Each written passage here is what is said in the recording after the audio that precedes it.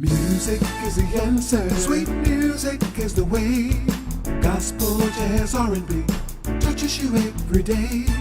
Talk about how it moves you differently day to day. It's the R&B Bistro, where the music has its way.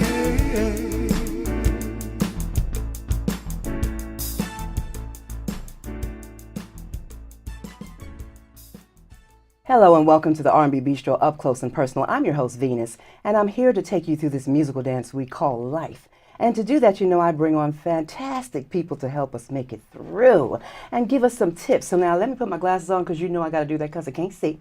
So I want to read this wonderful intro about this wonderful person I have with me today. Today's guest is a creative, giving, and caring, phenomenal businesswoman. She's responsible for the careers of so many of the men and women that bring laughter to our world, hailed by the urban community as the godmother of urban comedy. She's a talent producer, a casting agent, a promoter, consultant, CEO of Tina Graham Inc., a full-service comedy firm, so much more. I gotta stop because we'll be here all day just doing that. In the game for more than 20 years. Help me welcome to the studio and R&B Bistro. Let's get up close and personal with Tina Graham. Thank you. How are you? Good. Yourself? I'm good, and you look good. It's an honor to be here. Honor. The honor is mine. The honor is mine. So now let's get up close and personal. First, I want to talk about just a little bit of your background. So let's touch briefly on your background and about what you're doing before you became the godmother of urban comedy. Well, I worked in corporate America, but Did you? Yeah. Mm-hmm. I worked. I moved from North Carolina to New York to New Jersey. And Why'd you do that? It's cheaper down there. It's absolutely nothing to do in North Carolina. Okay. You can have a degree and still work at Walmart. Really? Yes. Well, that's how it is here now. Yeah, We for want us, another show, color. right? Yeah. Okay. So that's another show. And so I took a job at a place called Benjamin Moore. I was there for 3 years. And they kind of passed me up for a promotion. So I started doing shows on the side. Yes. Yeah. Well, in high school, I was doing talent shows. Were you? Yeah. I like to see people put their craft on stage. I like that. Yeah. I grew up with Star Search and, you know, Roland Martin Laughing and Flip Wilson. Kind of telling my age right now. That's but, okay. yeah. I'm with you. I'm with you. So I was always into the comedy shows and the talent shows.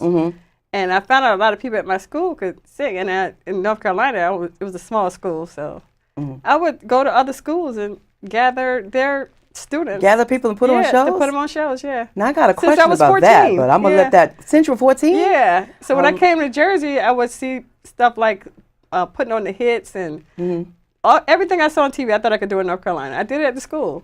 So my cousin in New Jersey put me in a fashion show. I was like a tomboy. And he said, I'm going to dress you up and put you in a fashion show. Really? Put me on a little church shows. And I started modeling. Yeah. I was Nice. a swimwear lingerie model. Okay. For like 3 years. Swimwear laundry, so that means you had it going on. Yes. I was a I wish I had a tomboy, picture so of that. I was not a conceited type of person. No. Yeah, so I was like, oh, I don't know about that. That's But all right. You could be people tomboy, but was when you like, put the dress I want on. to do a fashion show. I want you in it. People was paying me to be in their fashion shows. Yeah. Look But at that. after a while, I didn't want to do it because it was like exploited. You know, I did a fashion show. And this guy asked me to do one at a club. And he said, only way I'm going to pay you if you in it. And he meant And it I more said- than just a fashion show, huh? He wanted me to be in the fashion show. And I said, I could get the girls. So I got the girls from him. He said, well, it's no deal if you're not in it. So I did it. And I came back that 2 weeks later. And everybody was looking at me like they could see through my clothes. Oh, so that bothered you. It didn't bother me until I saw why. I went upstairs and they said it was a life-size picture of me in a bikini. Oh, my goodness. So he took it and didn't tell you? Well, he exploited it and didn't tell me. Oh, he thought he edited was it into- doing me a favor by Really? putting it up like that, and I was heated. Wow. So did we Yeah. report him? Did he get in trouble? He was about to get in trouble. I was going to have him done. Trust. All right. So you modeled, but were you ever a comedy? No, Were you ever a like I comedian? said, I like to put people on. I started Other using, people. I started using comedians when I found out about comedy at Terminal D, this place in Newark on Freeland Heights Avenue. And I started using comedians like Hamburger and Derek Fox and all Hamburger. those guys to be comic relief for my fashion shows. Yeah, and jumping all over my questions. That's in here. So let's go there right now. So you mix the fashion shows with comedy. Tell us about that. So I would use them as comic relief in between scenes because my mother owned a boutique and got arrested there. She passed away 3 years ago. Yeah. But I would use comedians in between scenes. So were you the one who started that? Yeah. Yes. Innovator, I tell you. That was Creative. 1988. But still, nobody was doing it before 1988. Right, exactly, yeah. So nobody thought of that. And then after, fast forward, 1995, I was working at Uptown Comedy Club TV show and the club, and the show got canceled, and they said, what are you going to do next? They said, why don't you go back to fashion and mix the two? So I did a comedy fashion show with the comedians, with the models. I like that. Do you still do that now? I did it for years. I took it on the road. People would come to the shows. It was an opportunity for a lot of people. Yeah. Comedians performed in between scenes. It was an opportunity for new designers. As a matter of fact, that first show had Naughty Year in it. They had their own scene. They had Joe Torre. Everybody you see right now was probably in the fashion show. From Monique to Mike Epps, Tracy Morgan, talent. It started. Stop. Yeah. Y'all know that's my boy. Love me some talent. Anyway, I digress. So let's go on. So you brought up all those people. So now let's go back to the comedy club. Didn't you start the first Black-owned comedy club or help get it going? That was Uptown Comedy was Club, Uptown 1988. Comedy Club. They had already started, but it was Terminal D in Jersey. Terry Hodges and Bob Sumner was running that one. And they introduced me to the Brown Brothers, but I was already going to Uptown Comedy Club because I found out about it. And I was like, wow. And I got to know the comics, and I was running a club myself called Linden Hall in Linden, New Jersey. I had that from 96 to 92. Wait, Tina, you came up here from North Carolina. How do you get all of these contacts? How do you know these people to start these things? Did you meet them in corporate America? Did you just walk by and say, hey, I got an idea, let's do this? Well, closed mouths don't get fed. You're right about that. So if you want something, you have to ask. Ask. And I'm not afraid of a no, because I'm going to keep asking somebody until somebody you get says your yes. yes, right? We talked about that in the last show. So go for your yes. Yeah, so I went, I started bartending as, part-time. I was working 3 jobs. I was, kind of by myself. I was in a bad situation down south. Okay, any kids taking care of kids that through all I that? had some bad luck with that situation, but that's another story. Another story, anyway. another show, different kind. Wow. Yeah, so, kids right now. So you worked with P. Diddy, Sean Puffy Combs, Russell Simmons. On the TV show. On the shows, on their shows, Def Comedy Jab, Bad Boys of Comedy. And you met them while you were bartending? No, or actually, one connection to another that was connection? Years later, fast forward, I started working at Uptown Comedy Club. And I was getting comedians from their spot because Bob Sumner said I could do comedy at my spot. When I finally met him, he actually was at my club. He said, you can do comedy here. And I was managing a singing group. So he was helping me with the singing group. And I asked the guys at Uptown Comedy Club, could they perform there?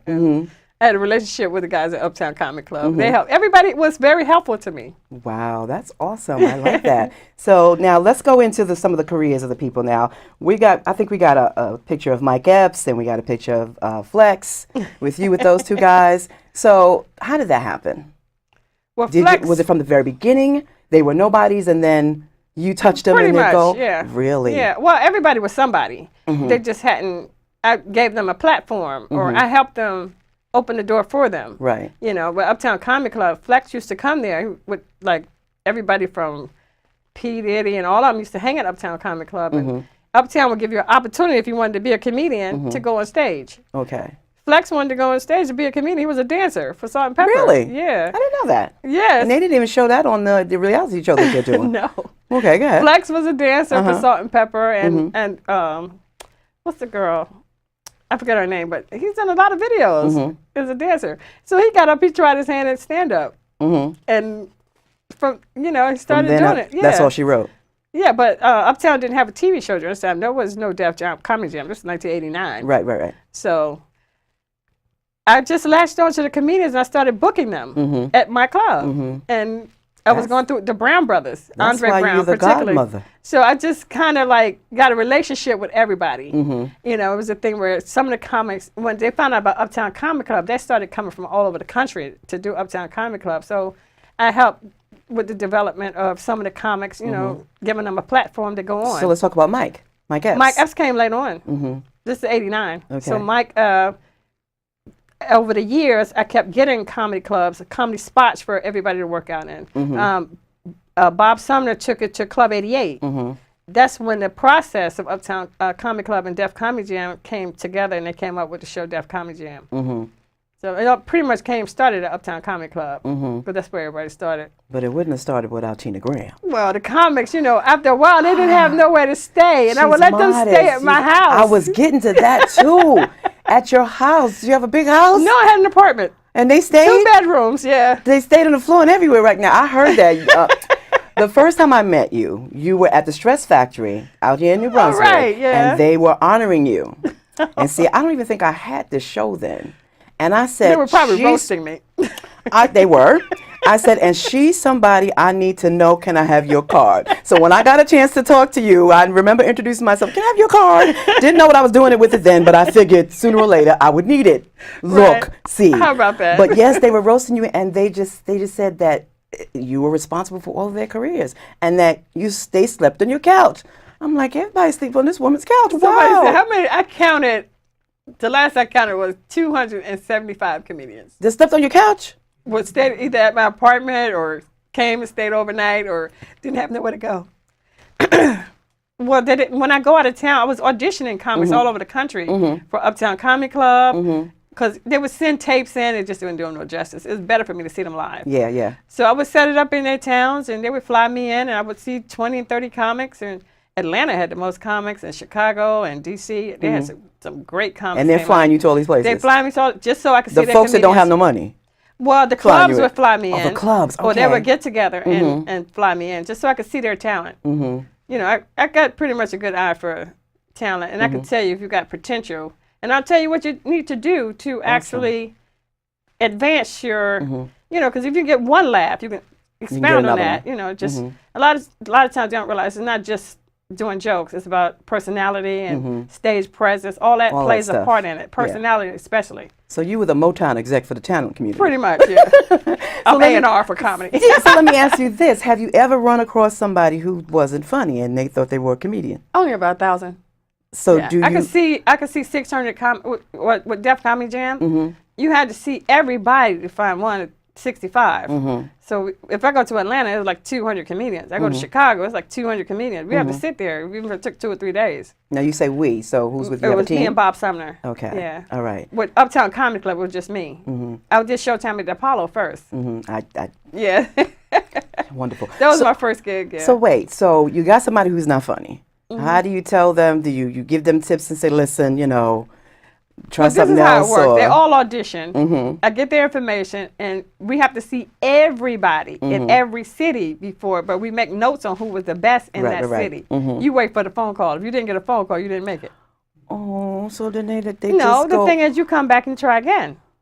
Because if the show is going to stay on, we're going to be looking for comics again. Right. But you get better with time. With comedy, you have to be confident. And a lot of them think they're ready when they're not. And I'll be like, you're not ready. I'm not going to tell 1,000 people why they didn't make it. Right, You know, right. Just know you didn't make it. You didn't get that phone call. Do you tell it to them softly or do No, you? I'm brutal. Ooh, I'm Lord. like the Simon Cowell. Yeah. Do you for real? I put the fear of God in comics. Do you? I'm like, you were horrible.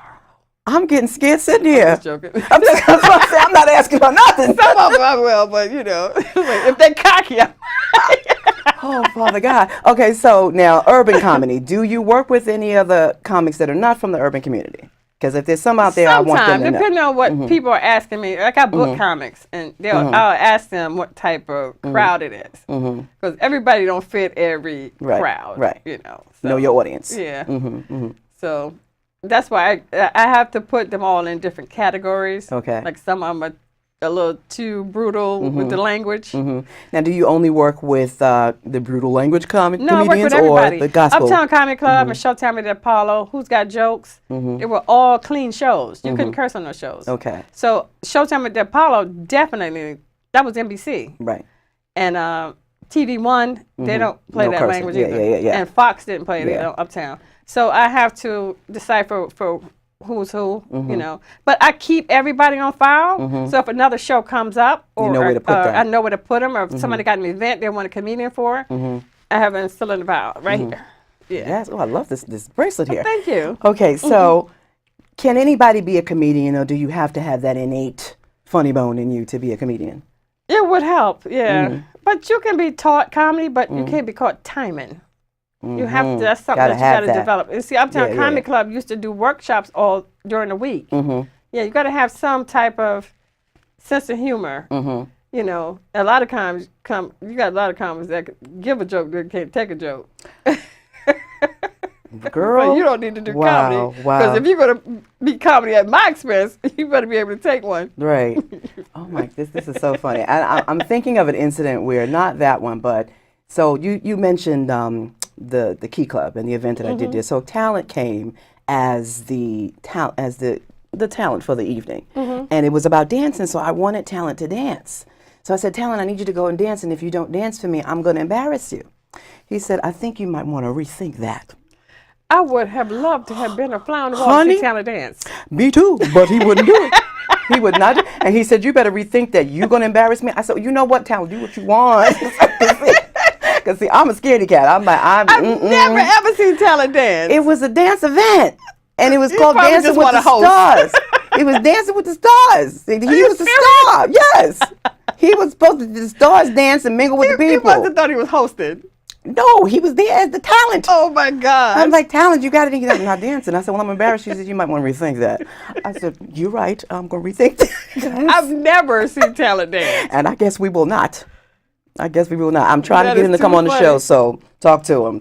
Yeah. All right, so have you ever worked with anybody who really didn't make it? Try after try after try, and they just didn't make it, and they keep coming to you?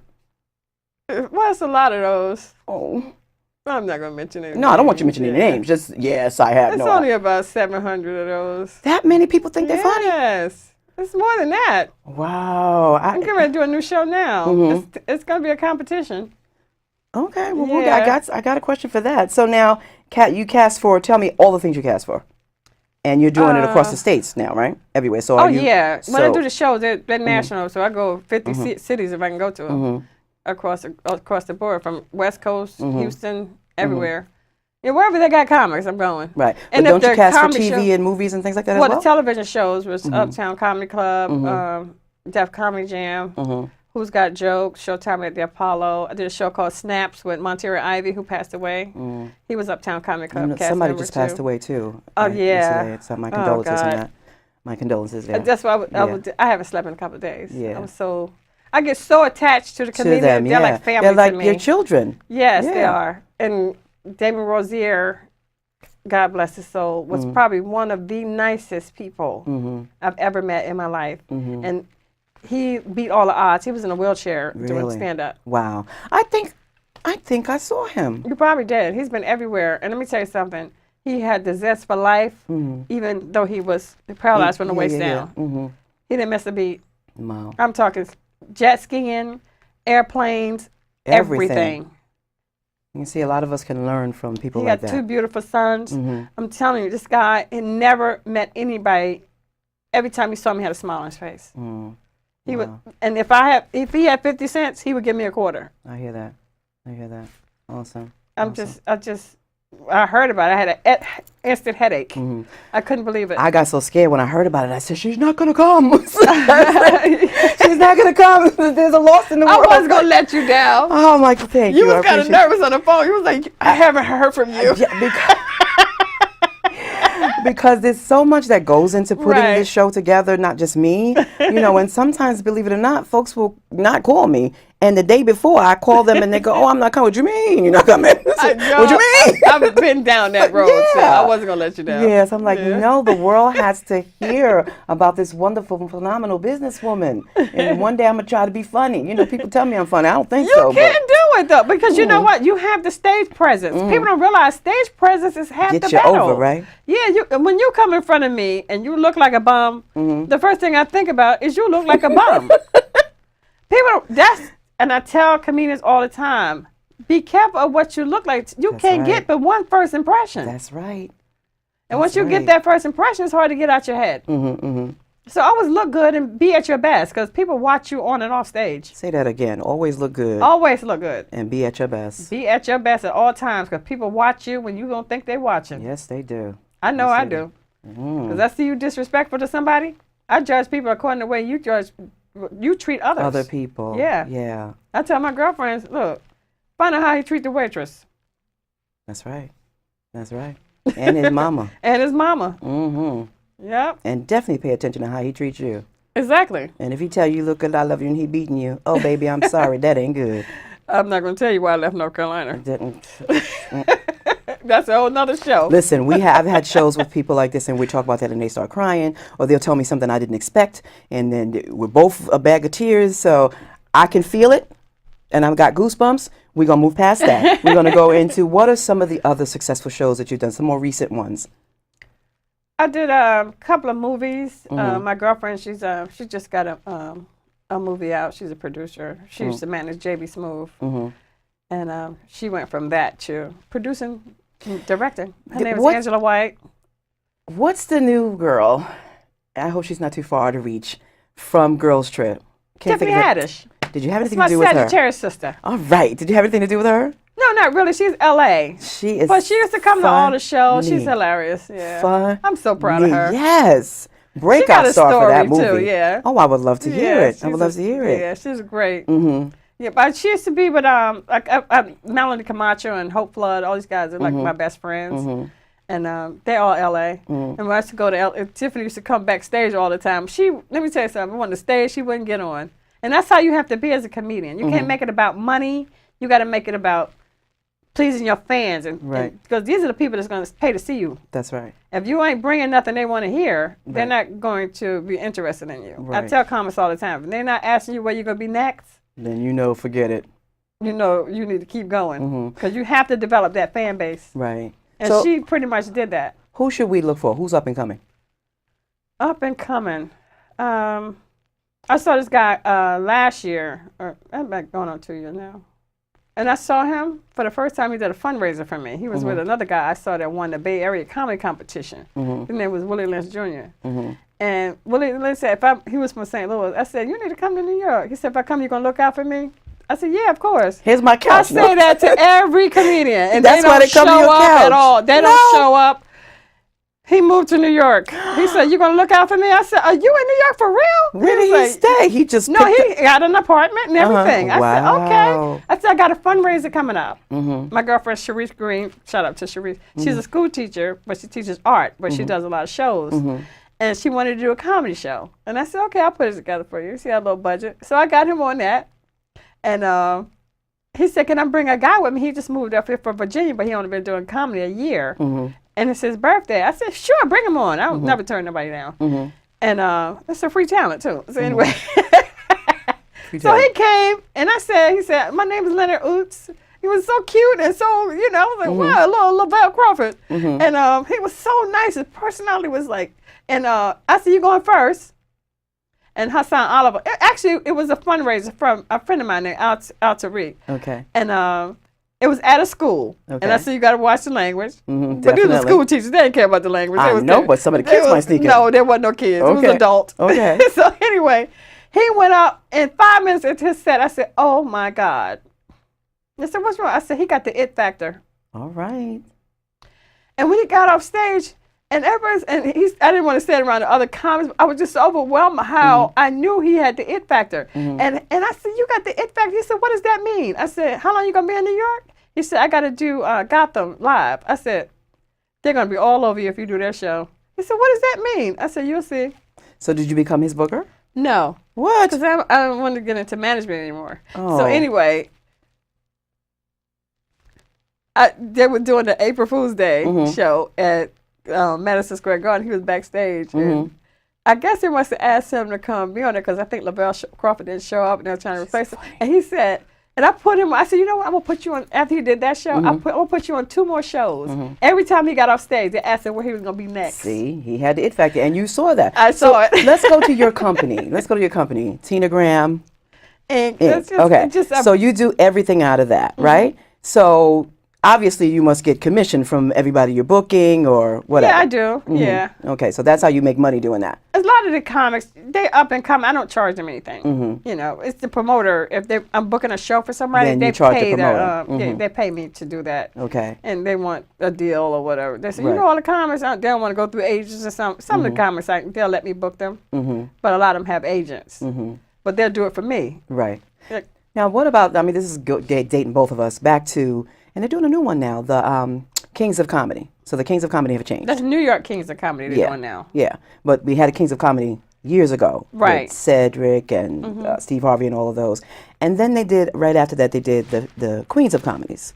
Now, Right. I don't know about anybody else, but when the men curse, and I don't like when anybody curses, but when the men curse, especially, God rest his soul, Bernie Mac, it was like so masked that it was funny. But when the women curse, it was like so vulgar. I'm like, to me, that one didn't go as well as the Kings of Comedy. So what do you think from you? I mean, that's your business. Well, the women have it a little bit harder in comedy. Well, the women have it a little harder in everything. Yeah, but they gotta watch. Well, the men that can get away with that. But the women But can't. the thing is, those men that you see on the Kings of Comedy, they really had their own style. The women have a tendency to talk about pretty much the same thing.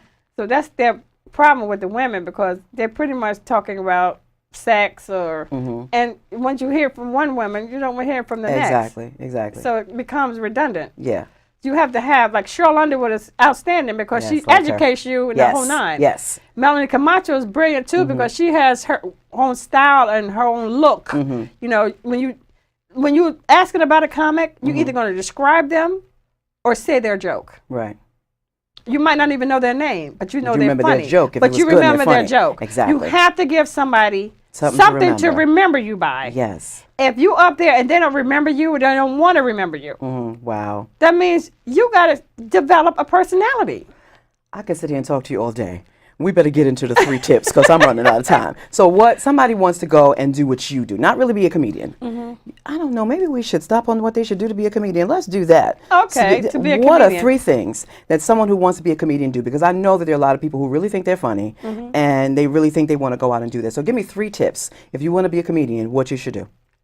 You should write some funny jokes. Well, how do you know how to write the jokes? You know what's funny. The thing is, you have to write either about yourself or you find funny in just about anything. Yes. Tragedy, most of the time it comes from tragedy or things that happen to you that you think didn't happen to anybody else. Okay. Yeah, relationships. So that's you one. can find pretty much anything to make funny. You can make humor out of everything. Most of the time it comes That's from true. sarcasm. And it'll help you get that out of Most you. comments that's funny are condescending and just plain out mean sometimes. That's why you don't sit up front. Yeah. But I have this problem. I sit up front. Anyway, so that's And number they 1. point Write out some stuff jokes. that you would not talk. And you Number have 2. to continue to write jokes. Writing is the key. Writing is the key. Number 2. And stage.